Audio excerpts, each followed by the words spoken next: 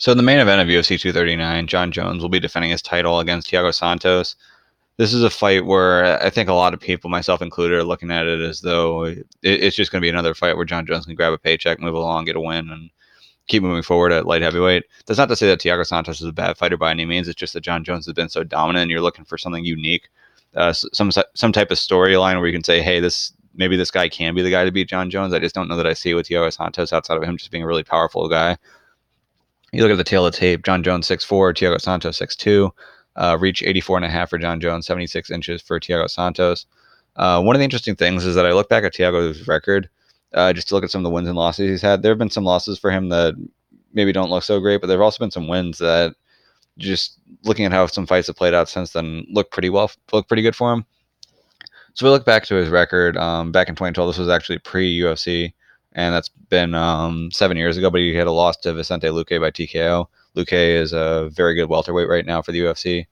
Got a win right after that, and then got his first fight in the UFC against Cesar Montan Ferreira. Lost that fight by guillotine choke in 47 seconds. Then beat Ronnie Marks. Lost to Uriah Hall. Again, this is 2014 when he lost to Uriah Hall, so that's 5 years ago. Almost 5 years to the date, actually. But then after that, put together 4 straight wins. So beat Andy Enns by TKO, beat Steve Bossy by head kick in what was arguably one of the best knockouts of the year. Beat Elias Theodorou by decision, beat Nate Marquardt by KO. Then suffered a couple of losses back to back. So he had that loss at UFC 200 to Gegard Mousasi, where Mousasi just straight up outclassed him. Then Eric Spicely, who's very good on the ground, was actually able to manage to get the fight to the ground here and catch him by RNC. I forgot how big of an underdog Spicely was, but this was a major underdog win for Eric Spicely. The odds were heavily in favor of Thiago Santos, and he had that loss. Spicely since then ended up losing a bunch of fights, getting knocked out of the UFC, just got back in the UFC, and then lost to Deron Winn. So as far as losses go, losing to Eric Spicely, not the best look, but it seems as though that was one of those fights where he just kind of got caught in a position where Spicely was better than him, rather than Spicely being a better all-around fighter, and Spicely was able to win that position and win the fight. But then since then, he beat Jack Marshman by TKO, beat Gerald Meerschaert by TKO. I'm not sure. I think Meerschaert might be a welterweight right now, but that's kind of beside the point. A win that looks very good right now, though, is a win over Jack Hermanson by TKO in the first round. Hermanson is now pretty much a fight away from a middleweight title shot. Had that win over Anthony Smith, who had just previously fought John Jones for the title.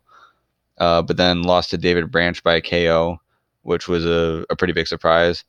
But then won 4 straight since then. So if we're looking at his last 9 fights, he's actually won 8 out of his last 9 outside of getting caught by David Branch. But the last 4 fights were a win over Kevin Holland, a win over Eric Anders, a win over Jimmy Manoa, and then the most recent win over Jan Blachowicz, which got him this title shot.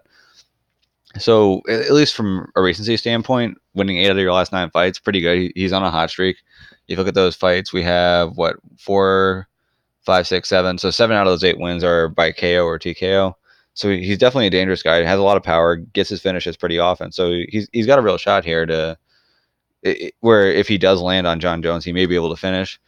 From a strategy standpoint, I think if you're John Jones, you probably take this fairly similar to how he took the fight with Anthony Smith, where you try to work on grappling here. So fight from range on the feet, really utilize the jab, keep Thiago Santos out of range. And then when he is able to close the range, then you want to get him up against the fence, wear him out a little bit, take him down, and then control from the top. Thiago Santos is a black belt, but he's more of a control style than he is a submission style. He's not one of those guys who just throws out submissions from every position. He's more so a guy who tries to control his position, and then once he's in a really dominant position, then he'll look for his finish. So with a guy like John Jones, it's pretty tough to play that style on him, especially in these 5-minute rounds where it's tough enough to get in a position where you can get control. Jones is a tough guy to sweep, and especially tough guy to take down. Just ask Daniel Cormier. So for Santos to use his jiu-jitsu in any offensive manner in this fight, I really don't see that being the case. Not to say it's impossible, but I don't really see it happening. So if you're John Jones, you get the fight to the mat, use those elbows from guard, and look to pass, look to whether you're trying to get to the back and either get a choke or get a TKO, sort of like the Alexander Gustafsson fight. That's sort of up to him and what kind of strategy he wants. But I think if he does get this fight to the mat, he should be able to dominate from there and be able to get the victory.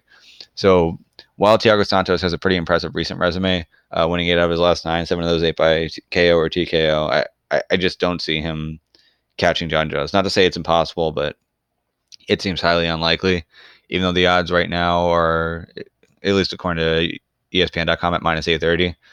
Honestly, you throw $83, get $10 back. Like, yes, there's a risk if you're throwing up $83, opening at your $10 back, but $10 is $10. You can get like a nice little meal with that. So to me, it wouldn't be the worst idea to throw some money up on John Jones, even though he is such a big favorite, because I don't see Thiago Santos winning this fight. It's going to be one of those fights where Thiago Santos, if he's going to win, he's going to have to catch John Jones. John Jones pretty much is most likely to dominate outside of getting caught in one exchange. And to me, we've seen Jones fight a lot of other big guys, a lot of guys with knockout power, and he hasn't really gotten caught or hit terribly hard. I can't think of the last time that he's been dropped, if he even has been. So if is Thiago Santos gonna be the guy to do it? Not that he can't be, I just don't think he will be.